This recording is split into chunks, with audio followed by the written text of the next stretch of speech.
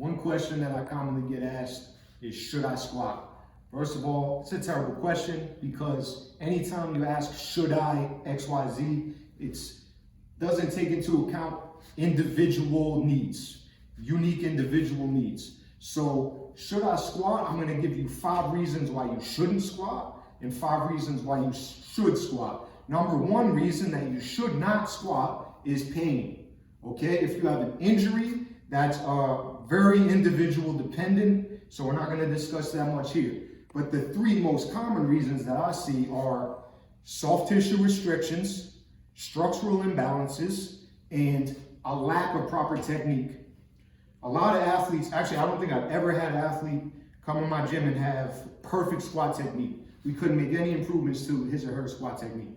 Never seen it. All right, a lot of trainees come in here thinking they have perfect squat technique because they've been training almost every day for their whole life. But I mean, that's like thinking because you brush your teeth every day, you're a dentist.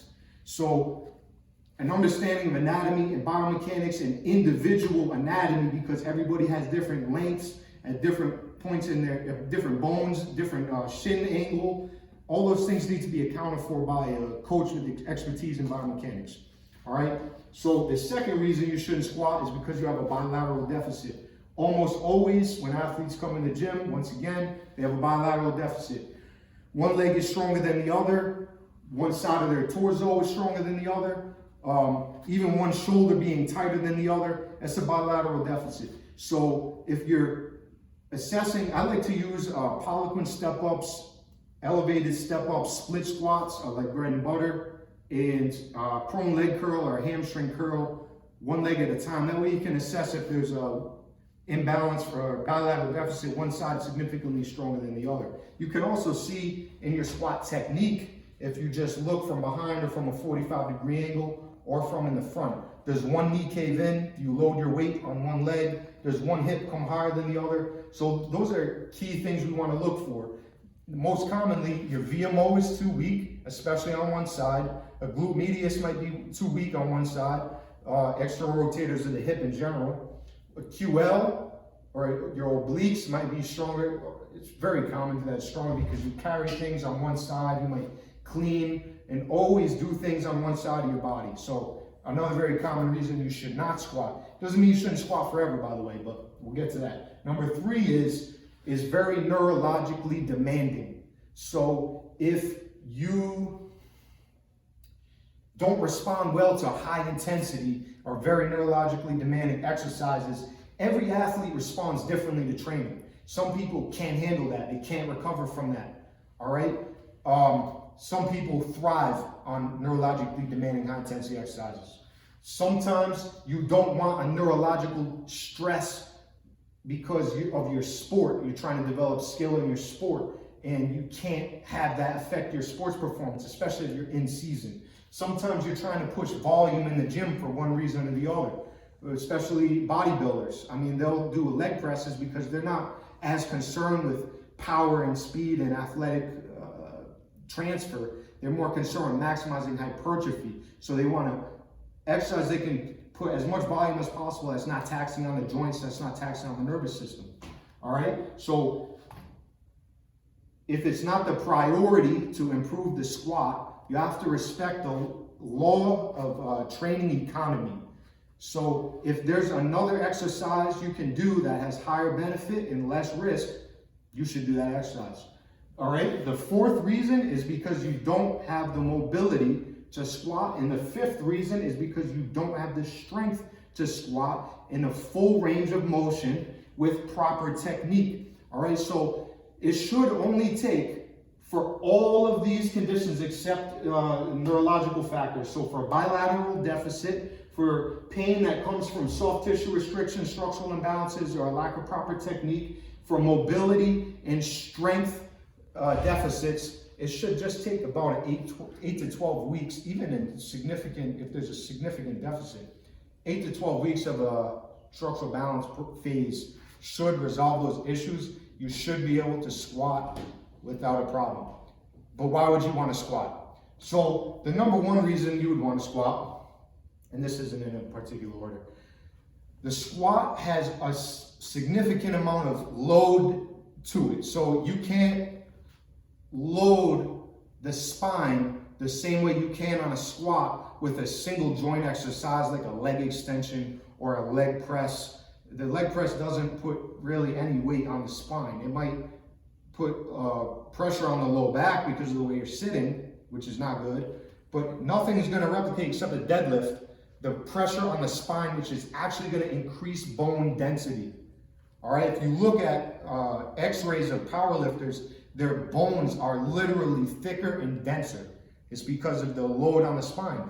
And that load also increases tendon and ligament strength way more so because of the force and the tension and the elastic tension from going all the way squatting full depth, stretching those ligaments and tendons, and then driving back up out of what they call the hole, the deepest point in the squat. You have to return the force upwards. That's going to strengthen your connective tissues, not just your muscle. And you need a significant amount of weight to do that. Okay, so third reason is because you're going to develop your core. And when you say core, most people are thinking about the abdomen.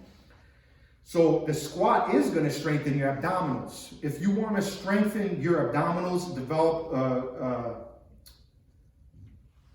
attractive abdomens, that six-pack, the squat is going to do way more for you than sit-ups and planks, because the amount of load on your spine requires you to have a counter force with your spine erectors and your abdominal muscles. They create that stiffness in your spine. So you need to develop significant strength in the obliques and the transverse abdominis and the rectus abdominis, as well as in the spine erectors. Okay? The abdomen is not the only part of the core, though. The spine erectors are part of the core. The glutes are the most major muscle of the core, and even the latissimus dorsi is a major muscle in the core. All right, so National Academy of Sports Medicine defines core as the lumbopelvic hip complex. So any muscle that crosses the lumbar spine, the pelvis, or the hip joint is your core. And the squat is going to train those muscles in the fullest range compared to any other exercise with the most weight, most intensity. Number 4 is because you cannot replicate the metabolic conditioning, the lactate buildup in the blood that a squat is going to create. When you do multiple reps, 8, 10, 12, up 15, even 20 reps of a squat, the amount of lactate in your blood is going to be astronomical compared to a single leg extension or a single leg curl or even a step up. You're not going to get a comparable metabolic response. So to increase your lactic threshold, which is key if you're trying to have an energy system adaptation, key if you're trying to adapt to a sport like martial arts or wrestling, and you want to be able to recover as quickly as possible from buffering lactic acid, then it's going to be very hard to replicate a squat. Number 5 is because while you're building significant strength in the bone, in the ligament, in the nervous system, and you are building conditioning, metabolic conditioning, all these benefits of the squat, you're building muscle and hypertrophy, but you're also improving and maintaining maximum mobility in the ankle, in the knee, and in the hip when you squat. So those things don't happen when you do like a leg press or even a deadlift. And a deadlift is another major compound lift, but you don't get the mobility effect of a squat, and that's why a squat is invaluable.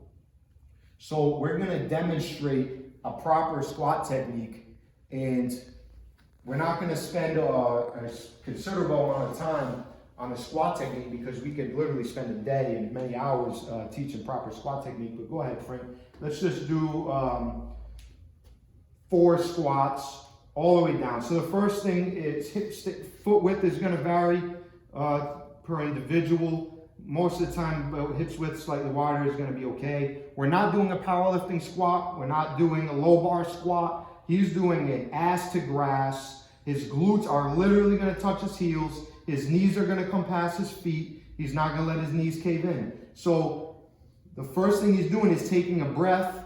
His spine is gonna be stiff and stable the entire way down. The knees are coming far past the toes as they can without the knees caving in and without the heels coming off the floor. His whole foot is what they call rooted to the floor.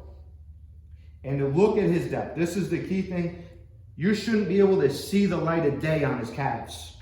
His hamstrings and his glutes completely cover his calves. One more, Frank.